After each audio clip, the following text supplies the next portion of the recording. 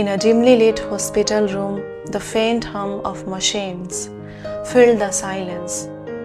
Maria, who was only in her 40s, but frail from a terminal illness, lying on a stark white bed, stared at the ceiling with tears pooling in her eyes. She had just overheard her doctor speaking to her husband in hushed tones outside the door. The words echoed in her mind, a few months at most. In the room next door, Mr. Gupta, a retired teacher in his 70s, was watching the sunset from his window. The warm hues of the sky painted his frail face, but his gaze wasn't on the beauty outside. It was on a photograph in his trembling hands. It was an old picture of him as a young man, standing beside his late wife.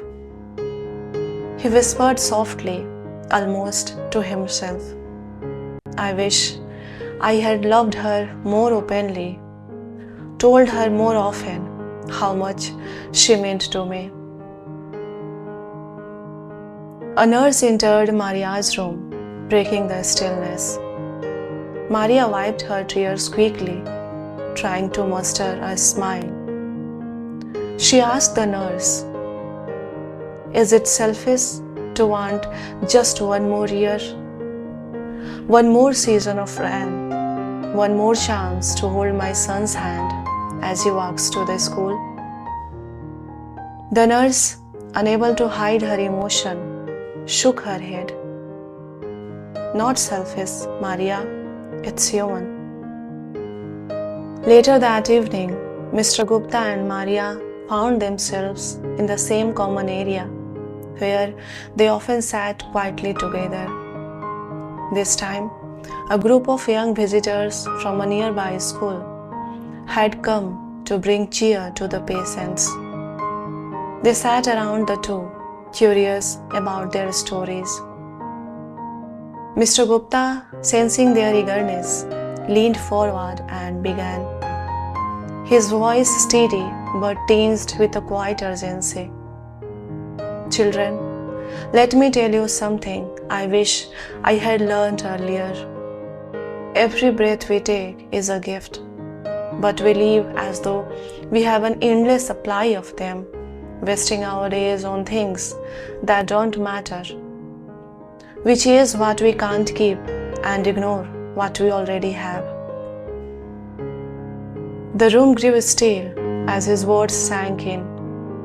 He gestured toward Maria, who managed a soft, bittersweet smile. "Maria here is teaching me something I should have learned decades ago. She is showing me how precious life is, not the big moments, but the little ones. A warm hug, a kind word, a quiet sunrise." Maria, her voice weak but resolute, added, "Children, I have spent so much time worrying about things that don't matter. My weight, my career, other people's opinions. Now I realize I wasted precious moments that I will never get back. If I could, I would go back and whisper to my younger self, 'You are enough. Stop waiting for tomorrow to live. Love yourself now, because time doesn't wait.'" Mr. Gupta continued, "I have met so many people in this hospital, young and old, who desperately wish they had more time. A boy named Arjun, only 12, told me once he wanted to live just long enough to feel rain on his face again. A woman named Lena, in her 30s, wished she could hug her mother just one last time. What they all taught me is that the greatest tragedy is not dying. It is not truly living while you are alive." One of the children hesitated before asking, "But how do we truly live?" Mr. Gupta's eyes softened. "Child, by understanding that life is fleeting. Start by loving yourself, even when you feel unworthy.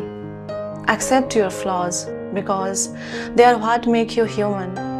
Don't wait for tomorrow to say, I love you, or to pursue what makes you happy.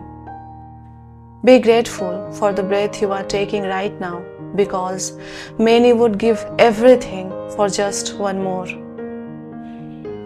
Maria chimed in, her voice trembling but full of conviction.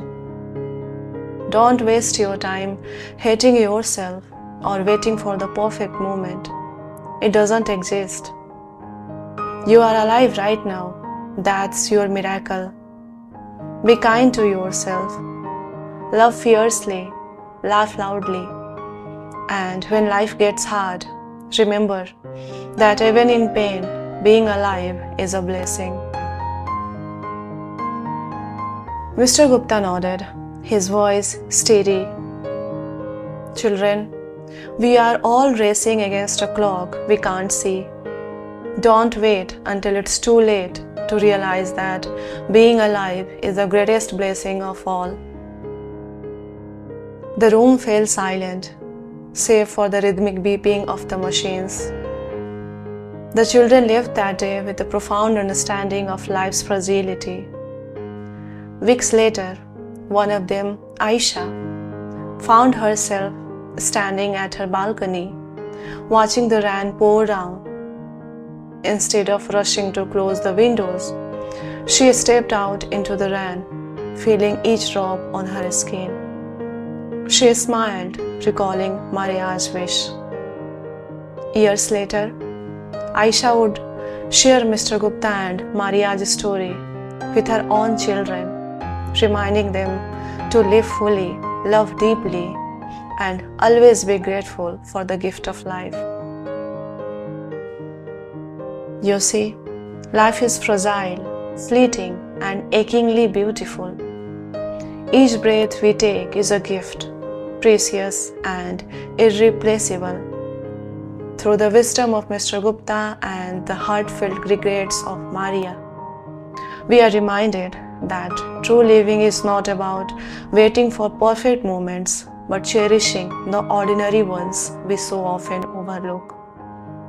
Love yourself, forgive freely, and embrace today with gratitude, because many would give anything for the life and the moments you have right now. This is Sunshine Stories. Thank you so much for watching and stay blessed.